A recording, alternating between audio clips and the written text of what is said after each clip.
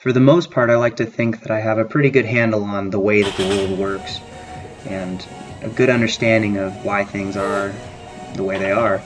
But there are some times when I get really confused and I don't understand the trends that happen, and there's just a lot of stuff that I just really don't get.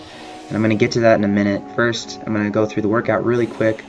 Today I went in, decided I wanted to do some heavy pulling without a belt, and it went pretty well. I was pretty excited. Hit a lifetime beltless PR here. It's a 700, and I did it. And it's a little rough off the ground, but once it broke off the deck, I was able to finish it strong and hold it at the top. So that was a pretty big moment for me. But here's what I want to talk about today. There seems to be this trend that goes around, and I've talked to a lot of my close friends about it, where drug use from an outsider's perspective in the sport is seen as this villainous thing, and I don't necessarily agree with that. I don't think that there's anything wrong with making the decision to to compete in untested federations and see what you're capable of when you're an enhanced lifter. But there's almost this pressure that comes on everybody else who maybe has chosen not to go that route, that it's just expected, and if you become good and aren't using and make that a public piece of information and claim natural status or admit to being an unenhanced lifter, there's almost an equal level of hate and just venom that comes from people about that, which just confuses the heck out of me. And it's gotten to the point so much that there's a lot of people I know who are unenhanced lifters that are scared to even mention that, are scared. They avoid the topic completely because they don't want to get into a pissing match over the internet. And when I first started this sport, I didn't really have anyone that I looked up to as an example of what you can achieve without chemical enhancement. I was wrong about a lot of people that I thought weren't enhanced, and they ended up being enhanced, but they were usually open about it when you're in their circle.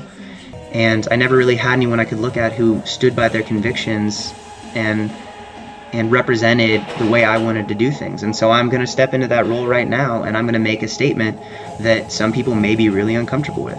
My name is Benjamin Allen Rice. I was born in 1989, and I have never used performance-enhancing drugs or anabolic steroids. I have not used them.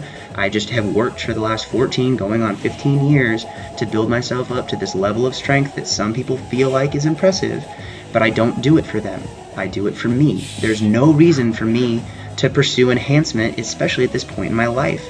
I'm a college student. I am getting stronger. I love what I do enough that I don't care what anyone else is doing. I don't have a subscription to powerlifting watch. I don't follow the lifter rankings. I don't base my personal value on where I compare how I stack up to anyone else, because they don't know the journey I've gone through. And like I said, I don't mind if people use enhancement. That's their thing. That's what they're about, and that's totally fine. I have a lot of friends who do.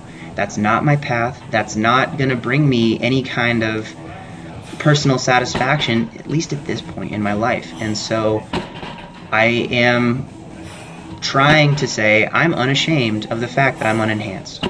And you know what?